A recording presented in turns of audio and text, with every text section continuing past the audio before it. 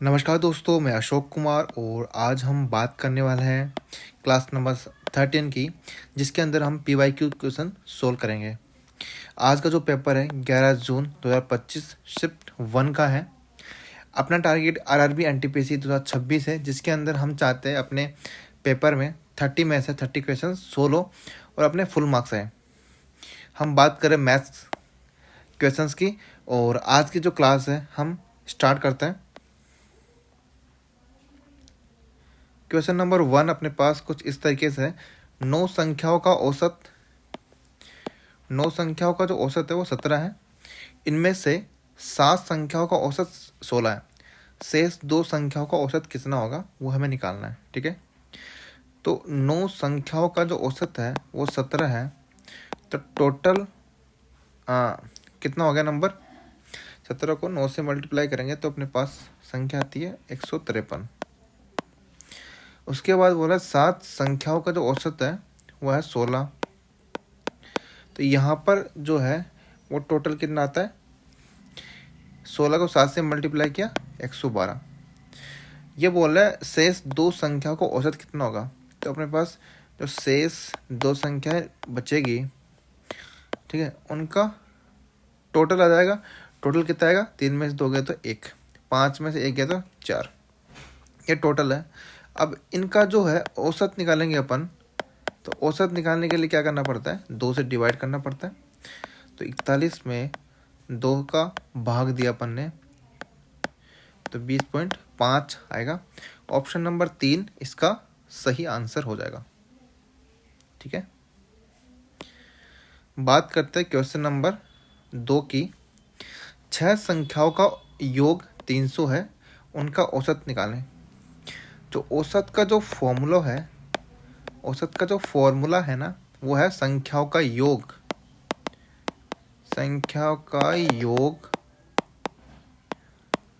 बटे कुल संख्या। ठीक है, अब यहाँ पर दे रखा है, क्वेश्चन के अंदर ही दे रखा है कि संख्याओं का जो योग है वो 300 है। ठीक है, 300 बटे संख्या कितनी है, 6 है। तो नंबर है 6। जब 6 से डिवाइड किया तो कितना जाएगा, 50। ऑप्शन नंबर 4 इसका सही आंसर हो जाएगा। बात करते हैं क्वेश्चन नंबर 3 की। प्रिया ने 1240 रुपये में 45 kg सेब और आम खरीदे। सेब और आम की कीमत क्रमशः 25 रुपये kg और 30 रुपये kg थी। उसने आम पर पृथक रूप से कितनी धनराशि खर्च की। ठीक है, हम मान लेते हैं सेब जो है वो है x, नंबर ऑफ सेब कितना x, और आम की संख्या मान लेते हैं अपन y। टोटल जो है कितने kg सेब खरीदे इसने, 45 kg।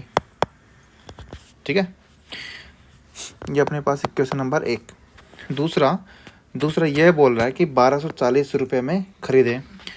ठीक है, सेब की जो कीमत है 25 रुपये किलो, आम की कीमत है 30 रुपये किलो। तो हम 25 रुपये का भाव से अगर x kg खरीदे और 30 रुपये के भाव से y kg खरीदे तो टोटल कितने रुपये हो गए, टोटल रुपये हो गए 1240। ठीक है, जब हम इसको सोल्व करेंगे 5 से डिवाइड करेंगे 5 बार और ये 6 बार, और ये हो जाएगा 5 10 4 20, और ये कितना बचा, 8 से गया 40। तो अपने पास इक्वेशन क्या है, इक्वेशन अपने पास है 5x प्लस 6y बराबर 248। ये इक्वेशन नंबर 2। इक्वेशन 1 और 2 को सोल्व करते हैं। तो जो इक्वेशन नंबर 1 है इसको हम क्या करेंगे, इसको हम मल्टीप्लाई करेंगे 5 से। ठीक है, 5 से मल्टीप्लाई करने के बाद अपने पास क्या बचा, 5x प्लस 5y बराबर 45 को 5 से मल्टीप्लाई किया तो 25 225। ठीक है, अब क्या करेंगे अपन, इसको घटा देंगे, माइनस माइनस माइनस, 5x से 5x कैंसिल, 6y में से एक 5y गया, कितना बचा y इक्वल टू 248 में से 225 किया तो कितने बचे, 23। ठीक है, तो आम जो है, आम यहाँ पर आम की जो वैल्यू थी, मतलब कितनी मात्रा थी, वो 23 किलो आ चुकी है। अब हमको ये याद करना है कि आम पर कितने रुपए खर्च किए। तो आम पर कितने रुपए खर्च किए उससे कैसे पता लगेगा? 23 किलो है और कितने रुपए किलो आम थे? 30 रुपए किलो आम थे। तो यहाँ पे टोटल खर्चा जो आम पे हुआ था वो आ जाएगा, कितना आएगा? 690 रुपये। ऑप्शन नंबर 1 इसका सही आंसर हो जाएगा। बात करते हैं क्वेश्चन नंबर 4 की। 33.6 सेंटीमीटर त्रिज्या वाली एक अर्धगोलाकार टोपी का आयतन ज्ञात कीजिए। ठीक है, अर्धगोलाकार, गोलाकार का जो भी आकृति होती है, ठीक है, उसका जो आयतन होता है वो कितना होता है? वो होता है 4/3 पाई आर क्यूब। लेकिन ये क्या है? अर्ध गोलाकार है। इसका जो आयतन होगा वो इसका आधा होगा, तो आधा करेंगे तो 1/2, मतलब 2/3 पाई आर क्यूब। ठीक है, अपने पास रेडियस जो है कितनी दे रखी है?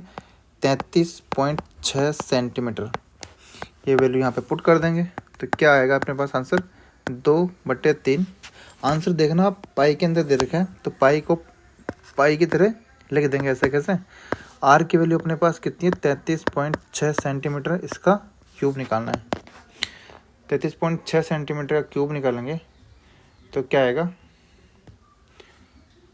इसको क्यूब निकालेंगे, क्यूब निकालने के बाद इसकी जो वैल्यू आती है वो आती है अपने पास 2/3 पाई 37,933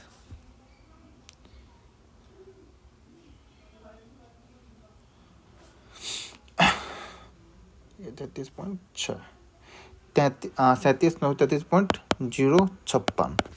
ठीक है, जब हम इसको सोल्व कर लेते हैं तो अपने पास जो वैल्यू आती है वो आती है 25,288.070 पाई। 25,288 के अपने पास ऑप्शन नंबर 1, और ऑप्शन नंबर 1 इसका सही आंसर हो जाएगा।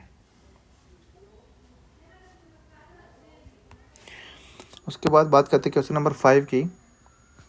10 गुणा 5 माइनस 9 प्लस 123/41 का सरलीकृत मान क्या होगा? इसको कैलकुलेट करते हैं तो 10 इंटू कितना है? 5 माइनस 9 प्लस 123/41 निकाल लिया। तो कहीं ना वो दे दियो गोली, खांसी की दिए और गोला दिए बुखार किसी बुखार तो हो गई थे, गरम गरम तो कर लेगा मुँह खोमरी, मतलब बार रोटी खा लो 300 बात खा लो तो हेल्थ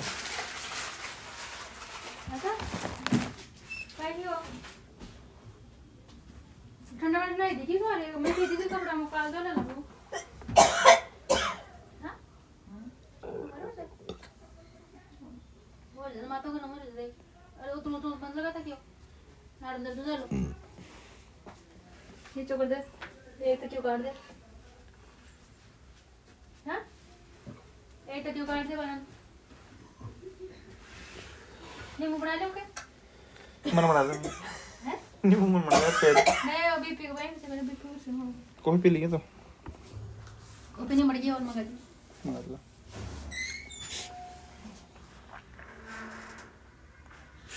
ये अपने पास क्वेश्चन, इसको सोल्व करना है। इसको सोल्व कैसे करेंगे? सोल्व करने का तरीका अपने पास है 10 है, ठीक है, इंटू 5 माइनस 9 कितना बचा? माइनस का 4, तो 10 को -4 से मल्टीप्लाई कर लेंगे। ठीक है, 41 को भाग दिया 123 में, कितनी बार गया? 3 बार।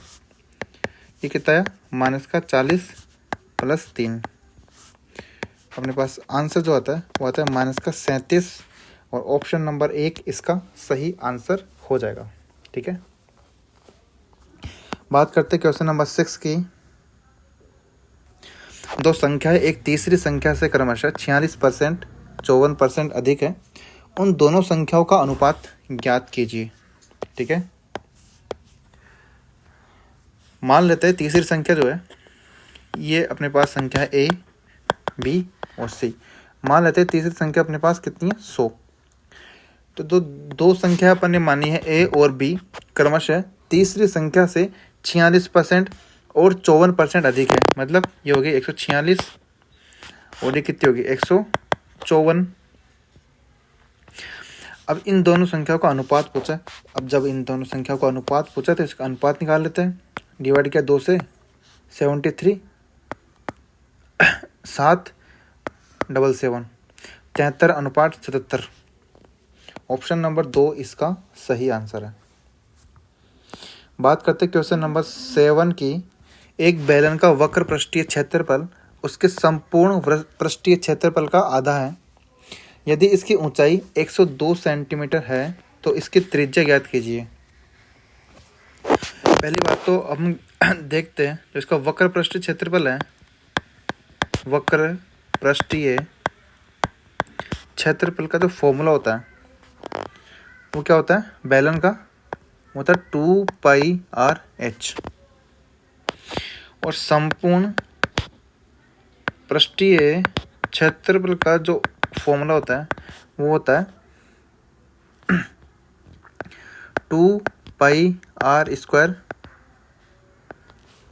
+ 2πr/h।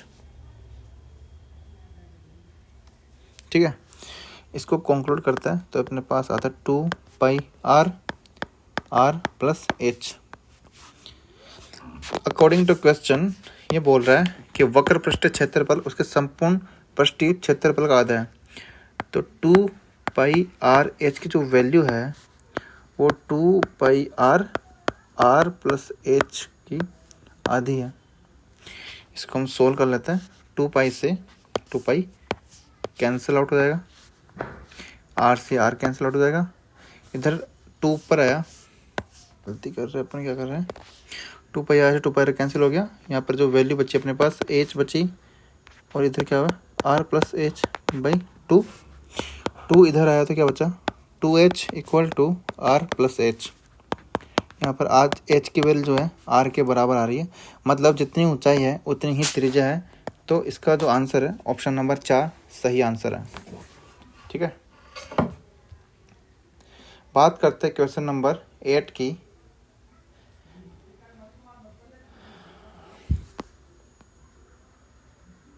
एक आदमी अपने मालिक वेतन का 12% घर के किराए पर खर्च करता है।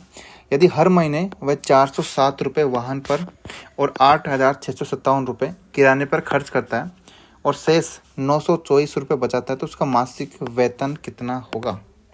ठीक है,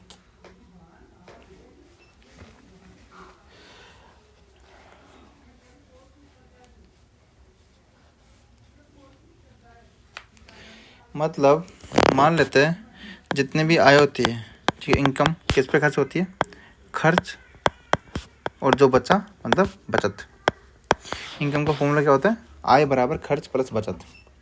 मान लेते हैं 100% अपनी आय है इक्वल टू, अब ये बोले 12% घर पे खर्च करता है तो 12% घर पे खर्च हो गया।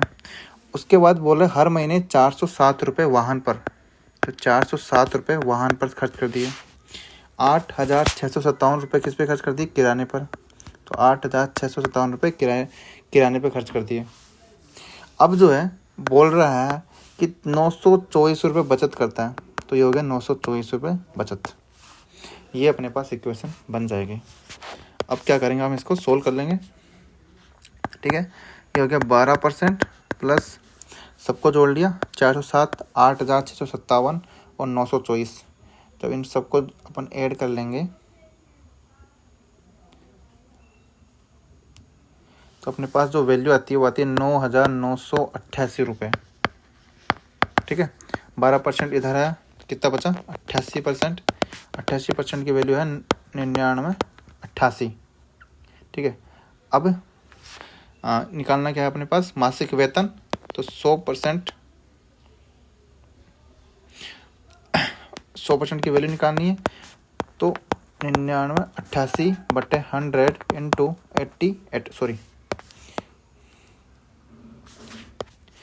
88 इंटू 100। तो अपने पास इसकी जो वैल्यू है वो आ जाएगी बराबर 11,350 रुपये। 11,350 रुपये और ये ऑप्शन नंबर 4 इसका सही आंसर हो जाएगा।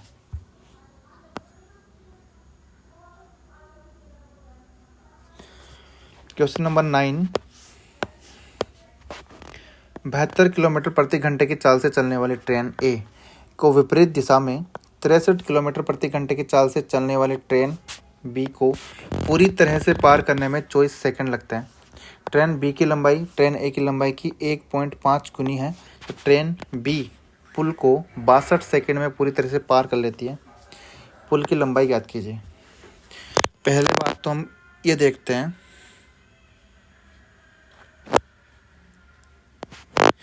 ए जो है इसकी जो स्पीड कितनी है, वो है 72 किलोमीटर प्रति घंटा, और बी की जो स्पीड है वो है 63 किलोमीटर प्रति घंटा। ठीक है, उसके बाद में ए की जो लंबाई है, ट्रेन बी की लंबाई ट्रेन ए की लंबाई की 1.5 गुनी है। मतलब ट्रेन ए की लंबाई अगर x है, ठीक है, तो बी की लंबाई हो जाएगी 1.5 x। ठीक है, ये होगी। और पुल की लंबाई अपन मान लेते हैं, पुल की लंबाई कितनी है, y है। ठीक है, अब हम देखते हैं कि विपरीत दिशा में 63 किलोमीटर प्रति घंटे की चाल से चलने वाली ट्रेन बी को पूरी तरह से पार करने में 24 सेकंड लगाती है। जब दो ट्रेन एक दूसरे के विपरीत दिशा के अंदर क्रॉस करती है, तो क्रॉस करने पर क्या होता है, स्पीड बढ़ती है। जब स्पीड बढ़ती है तो दोनों की स्पीड ऐड कर देंगे अपन, तो 72 प्लस 63 बराबर डिस्टेंस। अब डिस्टेंस क्या मानेंगे अपन, ए और बी की जो है ट्रेन की लंबाई, उनको जोड़ देंगे तो x plus 1.5x by time कितना है, 24 सेकेंड। ठीक है, जब मीटर और सेकंड में बात चल रही है तो इसकी जो किलोमीटर है इसको भी हम किससे कन्वर्ट करेंगे, मीटर प्रति सेकंड में। तो मीटर प्रति सेकंड में कन्वर्ट करने के लिए 5/18 से मल्टीप्लाई कर देंगे। ठीक है, अब इसको सोल्व करते हैं।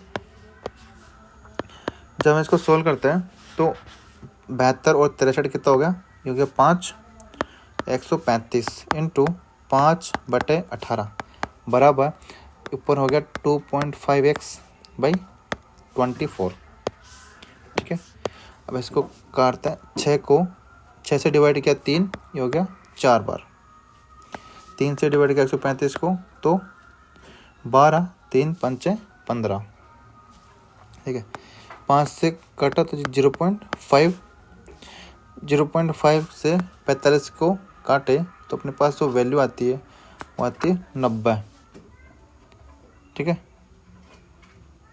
तो और नीचे 4, तो x की जो वैल्यू हो जाएगी वो 90 इंटू 4 मतलब 360 मीटर जो है x की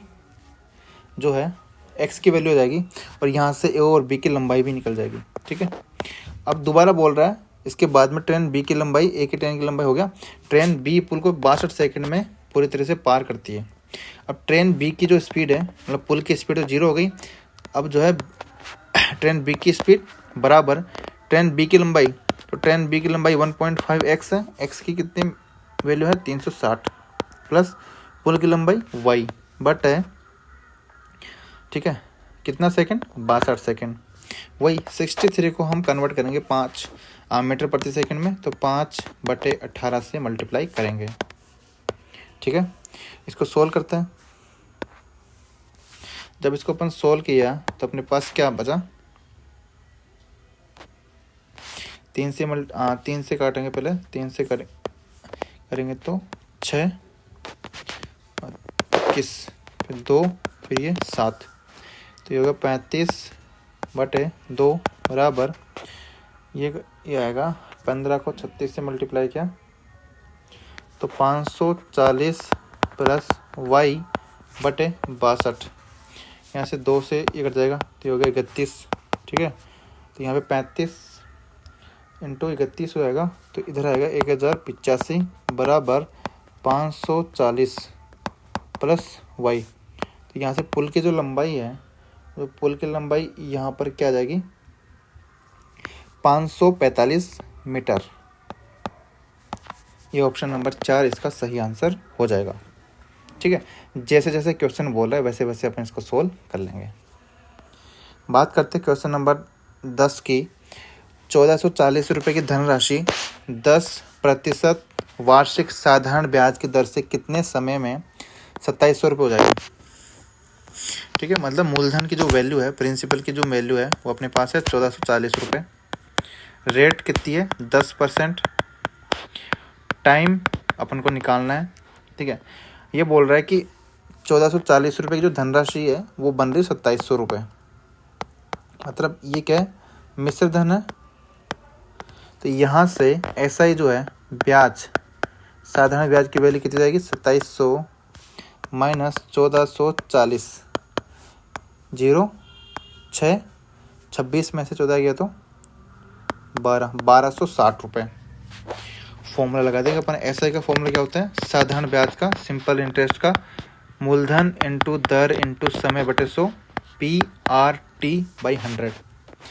SI की वैल्यू अपने पास कितनी 1260 रुपये, मूलधन कितना है 1440 रुपये, रेट कितनी है 10% इंटू समय। ठीक है, जब ये परसेंटेज हटता है ना तो नीचे आता है 100। सोल्व कर लेंगे अपने इसको, 10 कैंसिल आउट। ठीक है, टी की जो वैल्यू जाएगी वो 1260 बटे 144। जब 1260 में 144 से डिवाइड करेंगे तो अपने पास जो वैल्यू आती है वो आती है 8.75 ईयर। ऑप्शन नंबर 4 इसका सही आंसर हो जाएगा। क्वेश्चन नंबर 11, यदि किसी आंकड़ा समुच्चय का बहुलक उसके माध्य से 12.6 अधिक है तो बहुलक माध्यिका से कितना अधिक है। ठीक है, अपने पास फॉर्मूला क्या होता है बहुलक का, बहुलक बराबर 3 इंटू माध्यिका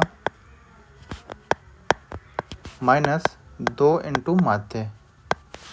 अकॉर्डिंग टू क्वेश्चन इसके अंदर बहुलक की जो वैल्यू है उसके माध्य से 12.6 अधिक है। मतलब अगर माध्य को मान लेते हैं अपन, क्या मानते हैं यहाँ पर, माध्य को मान लेते हैं x, माध्यिका को मान लेते हैं अपन y।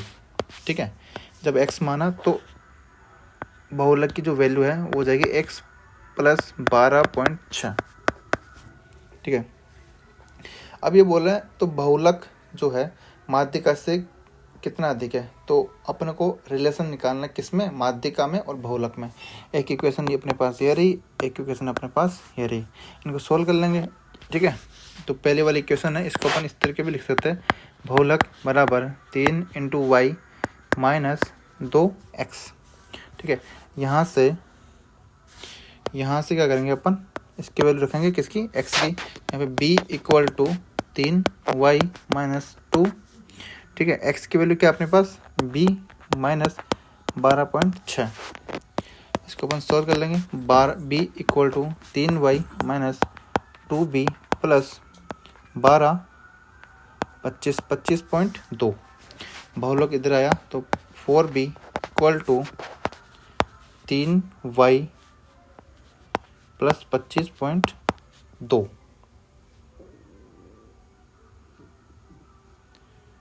ठीक है,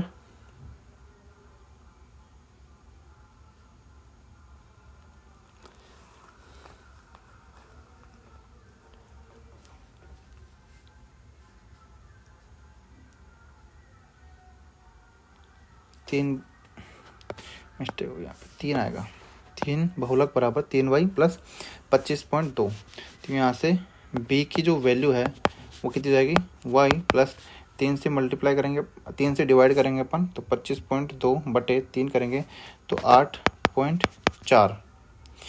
बहुलक जो है माध्यिका से 8.4 अधिक है, तो ऑप्शन नंबर 2 इसका सही आंसर हो जाएगा। ठीक है,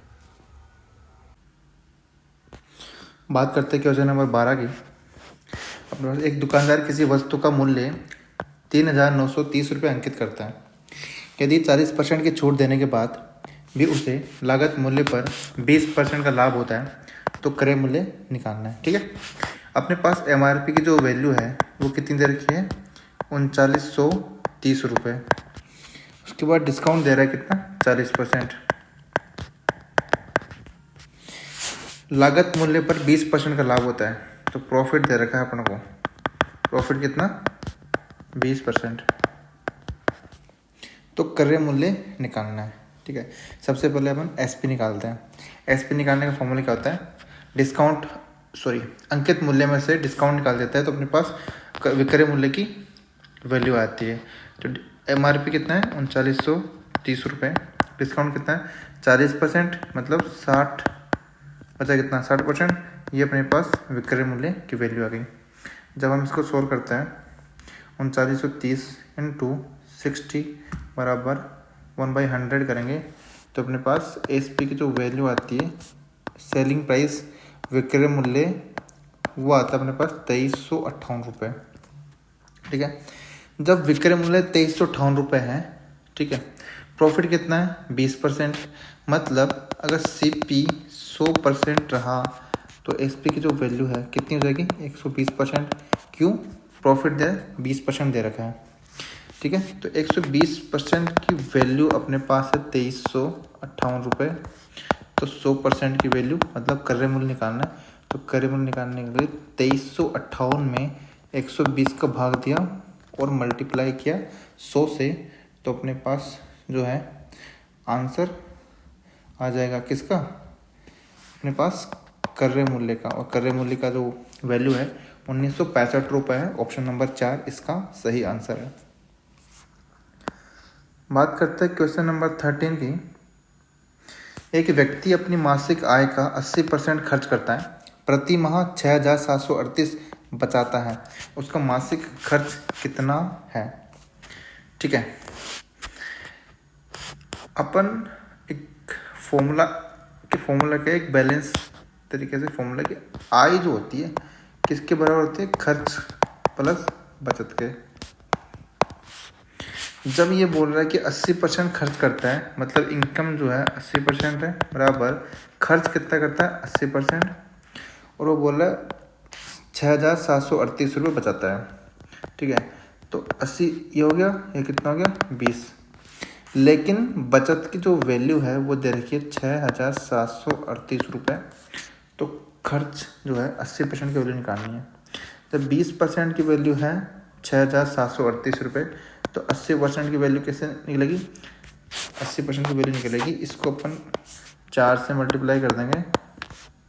ठीक है, तो 6738 को 4 से मल्टीप्लाई कर देंगे तो अपने पास वैल्यू आती है 26,952 रुपये। ठीक है, 26,952 रुपये। ऑप्शन नंबर 1 इसका सही आंसर हो जाएगा। जब 20% की वैल्यू 6738 है तो 80% की वैल्यू क्या होगी। ठीक है, तो 20 का 4 गुना क्या होता है 80 होता है, तो इसका 4 गुना हो जाएगा 26,952 रुपये। ऑप्शन नंबर 1 इसका सही आंसर है। क्वेश्चन नंबर 14, निम्नलिखित को सरल कीजिए। ठीक है, कैलकुलेशन करना है 88/9 इंटू 74 + 30 + 37, इसको सोल्व करते हैं अपन। ठीक है, 74 + 30 कितना हुआ, 74 + 30 हुआ 4104। तो ये अपने पास वैल्यू है 88/9 इंटू 104 + 37। 9 से डिवाइड किया नहीं जाएगा। ठीक है, अब इसको सोल्व कर लेते हैं अपन। 3 से डिवाइड होगा, 3 से भी डिवाइड नहीं होगा, तो 88 को मल्टीप्लाई करेंगे 104 से बटे 9 + 37, एलसीएम लेके करेंगे इसको, तो 988 इंटू 104 + 37 इंटू 9 सोल्व कर लेंगे अपन। तो 88 को मल्टीप्लाई किया 104 से, तो अपने पास 9152 आता है, और 37 को 9 से मल्टीप्लाई किया तो 333 आता है। इन दोनों को जोड़ देंगे, इन दोनों को जोड़ेंगे तो अपने पास जो वैल्यू आती है वो आती है 9485/9। ऑप्शन नंबर जो है 3 इसका सही आंसर है। बात करते हैं क्वेश्चन नंबर 15 की। क्वेश्चन नंबर 15 अपने पास कुछ इस तरीके से है। ठीक है, कि रेट निकालनी है। पहली बात तो रेट तरीके के पास एक बैंक अर्धवार्षिक आधार पर गणना करते हुए 7.8% की वार्षिक दर से चक्रवृद्धि ब्याज प्रदान करता है।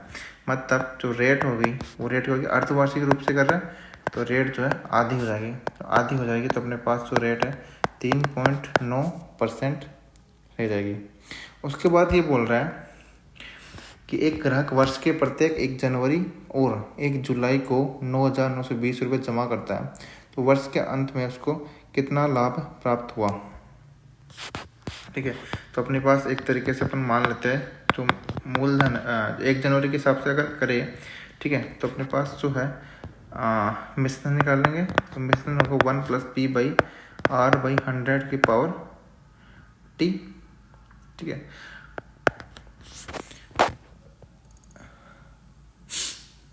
तो 9,920 1 + r की वैल्यू कितनी है 3.9/100 की पावर 2। इसकी वैल्यू लगभग आती है 7,119.86 रुपये। ठीक है, A2 निकालेंगे। A2 किसके लिए निकालेंगे 1 जुलाई के लिए निकालेंगे। ठीक है, तो P + 1/r/100 वही फॉर्मूला लगाएंगे अपन। P की वैल्यू कितनी है 9,920 प्लस R की वैल्यू कितनी है 0.039। ठीक है, टाइम जो हो जाएगा इसके लिए क्या हो जाएगा, इसके लिए 1 साल हो जाएगा। ठीक, सेमी एनुअल पीरियड है। जनवरी के लिए क्या होता है 2 बार। ठीक है, और 1 जुलाई के लिए वर्ष के अंत में बोल रहा है ना, वर्ष के अंत में मतलब 1 साल के अंदर जो है 6 महीने करेंगे तो 2 बार आता है जनवरी वाला पीरियड, और जुलाई वाला कितना बार आएगा 1 बार आएगा। ठीक है, तो इसको अपन सोल्व करेंगे तो इसकी वैल्यू आती है 10,300.88। ठीक है, A1 आ गया और A2 आ गया। ठीक है, अब जो है टोटल अमाउंट जो है वो डिपॉजिट कितना हुआ, टोटल अमाउंट डिपॉजिट हुआ है, टोटल अमाउंट डिपॉजिट जो हुआ है वो कितना हुआ 2 × 9,920 रुपये, ये कितना हो गया 19,840 रुपये। अब टोटल इंटरेस्ट की अगर बात करें तो टोटल इंटरेस्ट की जो वैल्यू आएगी वो कैसे आएगी, total amount minus total principal. तो टोटल जो अमाउंट है अपने पास कितना है 10,719 प्लस 10,300, ये टोटल अमाउंट है अपने पास, माइनस कर देंगे अपन क्या 19,840। ठीक है, तो अपने पास जो वैल्यू आती है लगभग 1180.74। ठीक है, 1180.74 आते हैं। तो सबसे नज़दीक जो वैल्यू अपने पास ऑप्शन नंबर 2 होगा, तो इसमें ऑप्शन नंबर 2 इसका सही आंसर हो जाएगा। ठीक है, सोल्व करने का तरीका यही है। अपने पास रेट जो है अर्धवार्षिक रूप से दे रखी है तो रेट क्या हो जाएगी आधी हो जाएगी। ठीक है, वर्ष के अंत में बोल रहा है तो 1 जनवरी के हिसाब से कितने 6 महीने हो गए 2 हो गए, तो यहाँ पे टी की वैल्यू आ गई 2। ठीक है, इसके हिसाब से मिश्रण निकाल लेंगे, A2 के हिसाब से मिश्रण निकालेंगे और टोटल अमाउंट में से माइनस कर देंगे। व्यापारी को एक शर्ट 950 रुपये बेचने पर 5% की हानि होती है, इसे 1350 रुपये बेचने पर X% का प्रॉफिट होता है। ठीक है, X की वैल्यू निकालनी है अपन को। ठीक है, मतलब 950 रुपये में बेचने पर 5% की हानि होती है, मतलब 95%। ये बोला 1350 रुपये बेचने पर इसको प्रॉफिट कितना होगा, तो निकालेंगे वैल्यू 95 बाई कितना हो गया 950 इंटू 1350। ठीक है, जब हम इसको सोल्व करेंगे तो 95 से 95 कैंसिल, 0 से 0 कैंसिल, अपने पास जो वैल्यू आती है वो 135, मतलब जो प्रॉफिट हो रहा है ना वो प्रॉफिट हुआ 35% का। तो ऑप्शन जो है ऑप्शन नंबर 2 इसका सही आंसर हो जाएगा।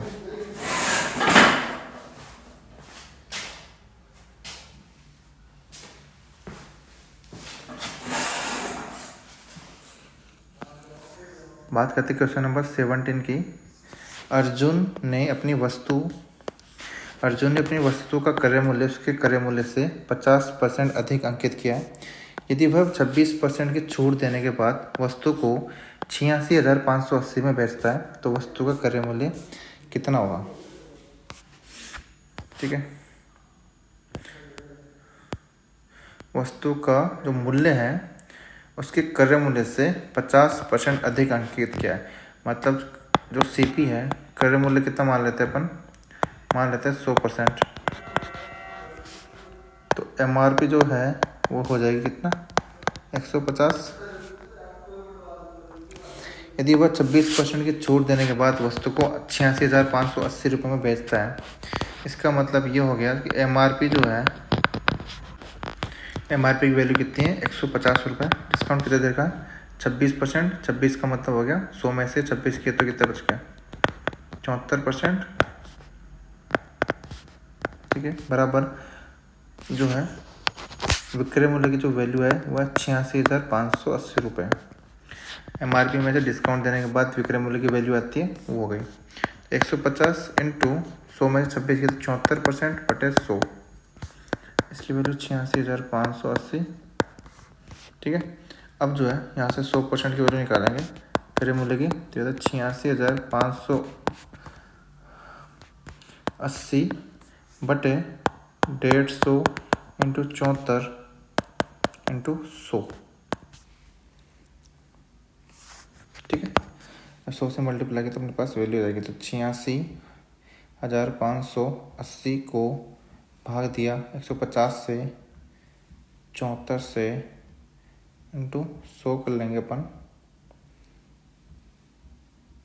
तो 78,000 आता है। ठीक है, ये 100 तो इधर आ गया, और इसको 100 से और मल्टीप्लाई होगा तो अपने पास जो वैल्यू आएगी वो 78,000 आएगी क्रय मूल्य की।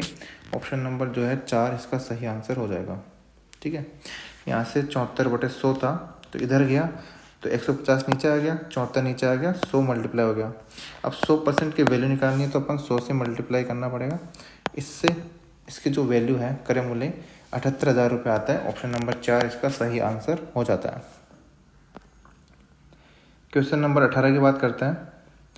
X, Y, Z के वेतन 10, 20 और 20 के अनुपात में हैं। यदि उनके वेतन में क्रमशः 82%, 50% और 19% की वृद्धि की जाती है तो उनका नया वेतन कितना होगा। ठीक है, X अनुपात Y अनुपात Z 10, 20, यह 20। ठीक है, हम मान लेते हैं ये जो संख्या है इनको 10 से और मल्टीप्लाई कर देते हैं तो ये हो गई 100, ये हो गई 200 और ये हो गई 200। पहला जो इंक्रीमेंट है 82% का है तो ये संख्या बन गई 182। ठीक है, दूसरी में 50% इंक्रीमेंट है तो ये हो गया 50% इंक्रीमेंट किया, मतलब 100 ऐड करना है तो ये हो गया 100। तीसरी में 19% की ऐड करना है तो 100 में 19 होता है तो 200 में कितना हो गया 38, तो ये हो गया 238। ठीक है, अब इनका अनुपात निकाल लेते हैं। 2 से डिवाइड किया 91, ये हो गया 150, ये हो गया 1, 1, 9, 91, 150 और 119। ऑप्शन नंबर 4 इसका सही आंसर है। क्वेश्चन नंबर 19 है। सेक -10 का होल स्क्वायर 1 + sin का होल स्क्वायर प्लस भाग में है कोस स्क्वायर थीटा का मान कितना होगा। ठीक है, इसको अपन सोल्व कर लेते हैं। सेक -10 का होल स्क्वायर, ये 1 + tan थीटा का होल स्क्वायर इनटू में है बाई कोस स्क्वायर थीटा। ठीक है, इसको अपन क्या करेंगे, ऐसे करेंगे। सेक क्या होता है, कोस थीटा होता है। tan थीटा क्या आता है, sin theta by cos theta का होल स्क्वायर। ये क्या है 1 + sin थीटा का होल स्क्वायर बटे में क्या है कोस स्क्वायर थीटा। ठीक है, सेक थीटा का जो फॉर्मूला आता है वो होता है 1 + कोस थीटा, और tan थीटा का जो फॉर्मूला है वो है sin थीटा बटे कोस थीटा। ऐसे कोस थीटा कॉमन ले लेंगे अपन, कॉमन ले लेंगे और तो इधर क्या बचेगा अपन 1 - sin थीटा। स्क्वायर है तो स्क्वायर नीचे भी स्क्वायर जाएगा इनटू इधर क्या है 1 + sin थीटा होल स्क्वायर, नीचे कितना है कोस स्क्वायर थीटा।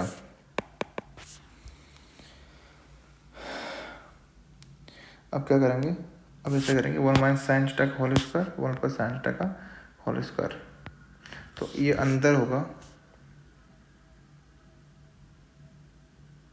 अंदर ही अंदर गुणा कर लेते हैं तो ये होता है 1 - sin स्क्वायर थीटा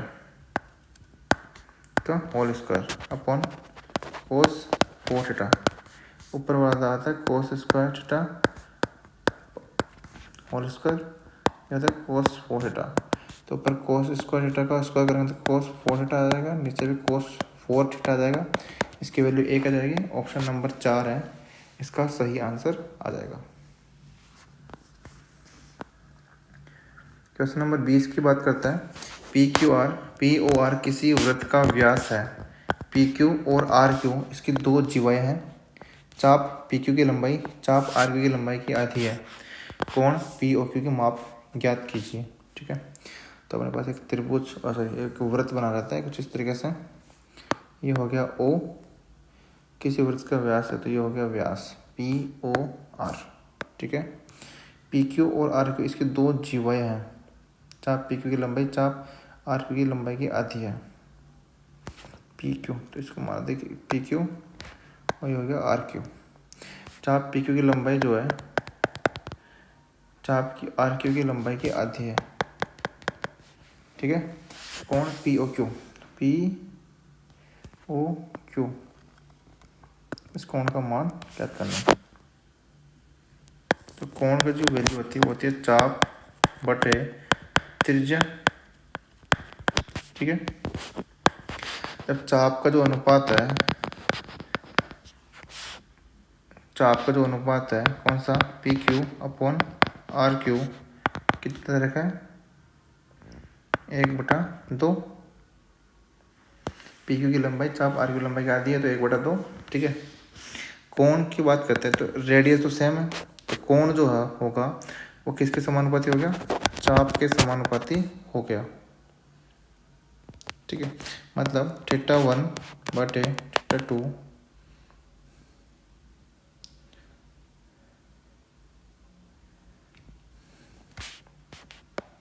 इतना नहीं करना, मतलब चाप 1/2 हो गया ना। ठीक है, कोण कितना होता है 180 डिग्री। 180 डिग्री अनुपात कितना है 3 हो गया 60 डिग्री। तो एक तो हो जाएगा 60 डिग्री, एक हो जाएगा 120 डिग्री। कौन सा पूछा है पी ओ क्यू पूछा है। ये वाला जो कोण है हो जाएगा कितना 60 डिग्री। तो ऑप्शन नंबर 2 जो है इसका सही आंसर है। ठीक है, और ये वाला जो है वो है 120 डिग्री।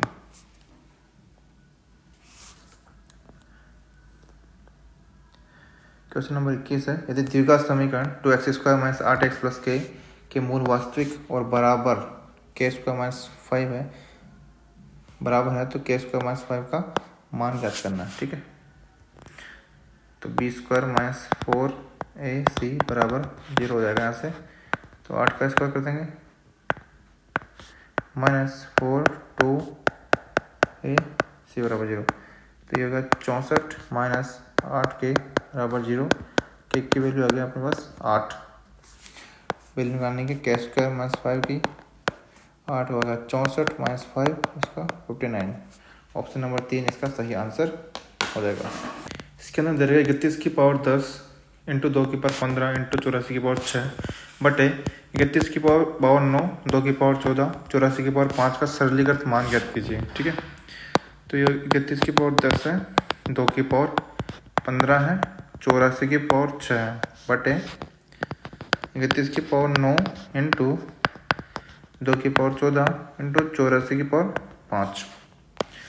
जब हम इसको सोल्व करते हैं, मान लो a की पावर m है, नीचे m की पावर n है। जब हम इसको ऊपर लेके जाएंगे तो जो है घाते जो है माइनस हो जाती है। ठीक है, तो हम जब हम इसको सोल्व करते हैं तो 9 से ऊपर गया तो ऊपर कितनी वैल्यू बच गई 31। 14 ऊपर गया ऊपर 15 है तो कितना बचा 2 की पावर 1। 84 है 5 6 है तो ऊपर कितना बचा 84। ठीक है, तो हम इसको गुणा कर लेते हैं। तो 31 को 2 से मल्टीप्लाई करेंगे पहले तो कितना होता है 62। उसके बाद में 84 से मल्टीप्लाई करेंगे, अपने पास जो वैल्यू आती है वो आती है 5208 ऑप्शन नंबर 2 इसका सही आंसर हो जाएगा। वैसे भी हम देख सकते हैं, एक है, एक को 2 से मल्टीप्लाई किया, 2 को लास्ट वाली संख्या से मल्टीप्लाई करेंगे 8 जो है एक ही ऑप्शन के अंदर आ रहा है, यही इसका। क्वेश्चन नंबर 23 की बात करते हैं। तो सबसे छोटी संख्या ज्ञात कीजिए जिसमें से 9 घटाने पर 13, 20, 10 और 23 से विभाजित हो जाए। ठीक है, सबसे पहले अपन संख्या ले लेते हैं 6035। 6035 में से 9 गया तो कितना बचा? 6026। 6026 के अंदर इन संख्याओं का भाग जाना चाहिए। ठीक है, 10 का भाग नहीं जाता, क्योंकि 10 और 20 का भाग वहीं जाएगा जिसके लास्ट में 0 होगा। इसका मतलब पहला ऑप्शन गलत हो जाएगा। ऑप्शन 2 की बात करते हैं। 5989 में से 9 गया तो कितना बचा? 5980।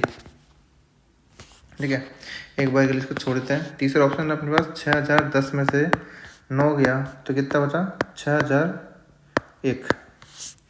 ये भी गलत हो गया इसको, क्योंकि लास्ट में 10 से डिवाइड नहीं होगा। 6015 में से 9 गया तो कितना बचा? 6006। ये भी डिवाइड नहीं होगा। ऑप्शन जो है अपने पास ओनली ऑप्शन सेकंड ऑप्शन बचता है, जिसके अंदर 9 घटाने पर वो संख्या बन रही है 5980। ठीक है, जिसके अंदर लास्ट में 0 है तो उसी से देख लेते हैं, कम से कम 10 और 20 से डिवाइड हो रहा है, बाकी संख्या इनसे भी डिवाइड नहीं हो रही है। तो इसी का आंसर जो है ऑप्शन जो है 2 सही हो जाएगा। बात करते हैं क्वेश्चन नंबर 24 की, जिसके अंदर बोल रखा है कि 14:A समानुपात A अनुपात 56 है, तो A का मान ज्ञात करना है। कैसे सोल्व करते हैं इसको? अंदर वालों को गुणा बराबर बाहर वालों का गुणा। तो अंदर वालों को गुणा किया तो A², बाहर वालों को गुणा किया तो 14 × 56। ठीक है, अब क्या करेंगे? इसको गुणा करके नहीं निकालेंगे, पहले इसको तोड़ेंगे। ये कितना है? 7 × 2 14, यह था 7 × 8। यहाँ से अपन निकालेंगे 7 का स्क्वायर, ये हो गया 16। 16 किसका होता है? 4 का स्क्वायर। तो यहाँ से A निकालेंगे तो इसका अंडर कर देंगे अपन। अंडर कर देंगे तो 7 का स्क्वायर मतलब 7, 4, 16 का कितना होता है? वर्गमूल 4। एक की वैल्यू अपने पास आती है 28। ऑप्शन नंबर 3 इसका सही आंसर। क्वेश्चन नंबर 25 की बात करते हैं। किसी कार्य को 18 दिनों में कंप्लीट करता है, B इसे 22 दिनों में कंप्लीट करता है। यदि वे पहले दिन B से शुरू करते हैं, एकांतर दिनों में कार्य करते हैं, तो कार्य कितने दिनों में पूरा होगा? A जो है कितने दिनों में कंप्लीट करता है? 18 दिनों में कंप्लीट कर लेता है। B जो है 22 दिनों में कंप्लीट कर लेता है। इनका एलसीएम निकालेंगे। इनका एलसीएम क्या आएगा? 18 और 22 का एलसीएम आएगा 1, 11, 6, 18। 18 को 11 से मल्टीप्लाई किया तो 198। इनके एलसीएम आता है 198। 198 एलसीएम आता है। तो अब जो है 18 से डिवाइड किया अपन ने तो इसकी वैल्यू आती है 11, और 198 में 22 से डिवाइड किया तो अपने पास जो वैल्यू आती है वो आती है 9। अब ये बोल रहा है कि एकांतर क्रम में चलता है इनका, और पहले दिन काम करता है कौन? B। तो जब B से शुरुआत किए मतलब 9, और अगले वाले ग्रुप में आता है A मतलब 11। 11 और 9 हो गया, टोटल कितना हो गया? 20। और इधर अपने पास 198। 10 से मल्टीप्लाई करेंगे 200 आएगा। इसका मतलब इसको अपन किससे मल्टीप्लाई करेंगे? इसको अपन करेंगे 9 से, तो अपने पास 180 आ गया।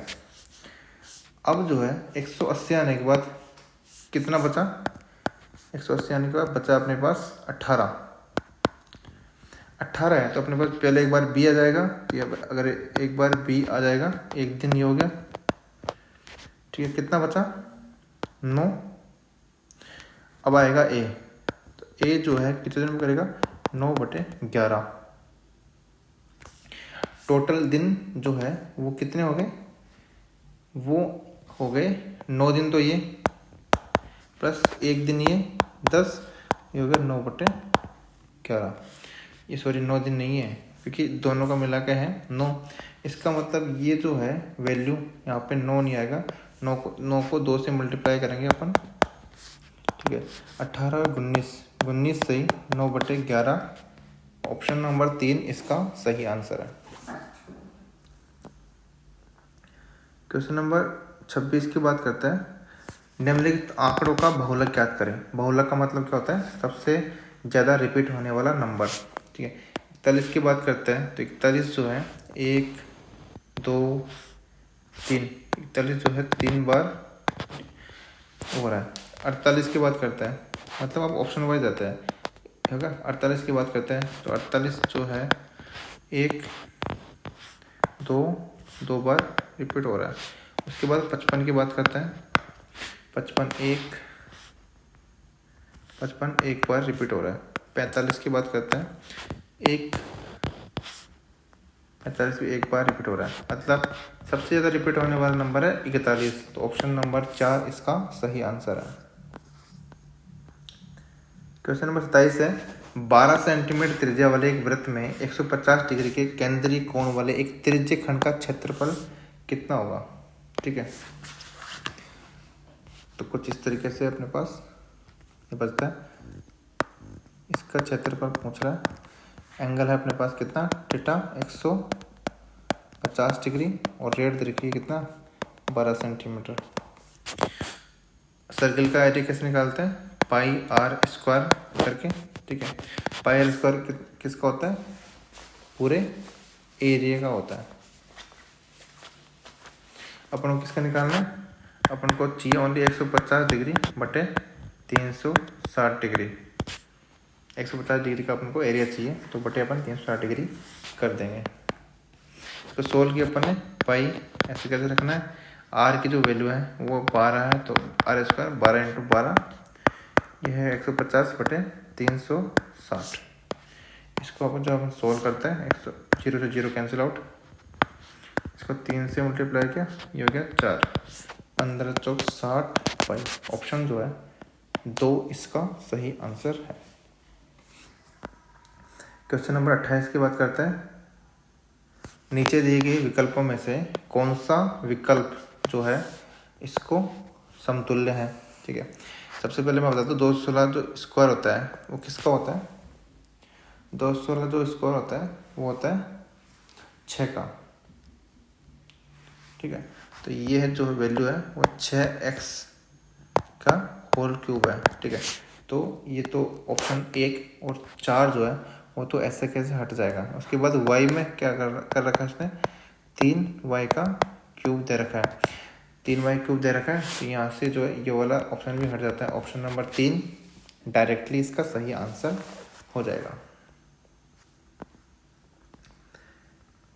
29 की बात करते हैं। एक पाइप टैंक को 18 मिनट में भर सकता है, जबकि दूसरा पाइप पूरी तरह से भरे टैंक को 19 मिनट में खाली कर देता है। दोनों पाइपों को खाली टैंक पर एक साथ संचालित किया जाता है। टैंक का 1/3 भाग भरने में कितना टाइम लगेगा। तो ए जो है टैंक है वो 18 मिनट में भर देता है, दूसरा जो टैंक है वो भरे टैंक को 19 मिनट में खाली कर देता है, ठीक है।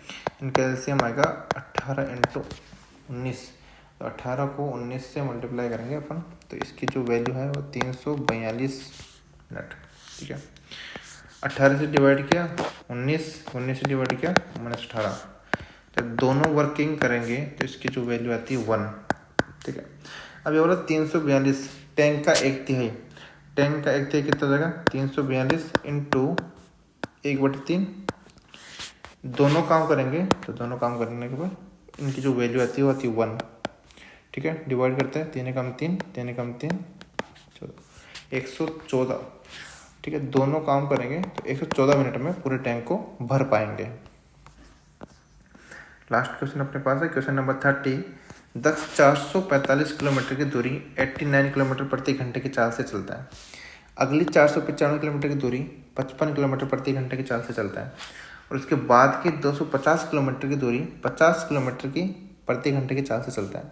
पूरी यात्रा के दौरान उसकी औसत चाल कितनी है, ठीक है। औसत चाल निकालने का जो फॉर्मूला है वो क्या है, total distance upon total time, ठीक है। टोटल डिस्टेंस कितनी है एक बार चलता है 445 किलोमीटर, उसके बाद चलता है 495 किलोमीटर, लास्ट में चलता है 250 किलोमीटर। ठीक है। टाइम निकालने के लिए क्या करना पड़ता है, स्पीड का जो फॉर्मूला होता है डी अपॉन टाइम, टाइम का फॉर्मूला हो जाएगा डी अपॉन स्पीड। तो सबसे पहला टाइम निकालते हैं अपन, तो पहला टाइम निकालेंगे 445 बटे स्पीड कितनी है 89, प्लस दूसरा टाइम निकालेंगे, डिस्टेंस कितनी है 495 किलोमीटर बटे 55, तीसरी है 250 किलोमीटर बटे 50। ठीक है। तो 445 में 89 से डिवाइड किया अपने पास, तो अपने पास जो वैल्यू आती है वो आती है 5। ठीक है। 495 में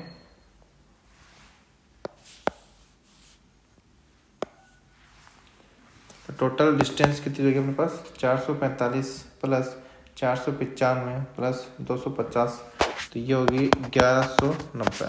ठीक है। नीचे 89 से डिवाइड किया 445 को, 5 पर जाता है, 495 को 55 से डिवाइड किया तो आता है 9 बार, और ये भी 5 पर जाता है।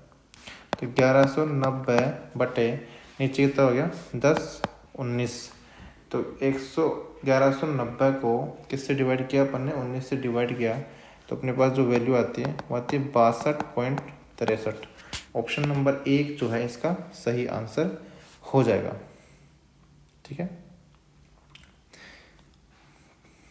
Thank you guys.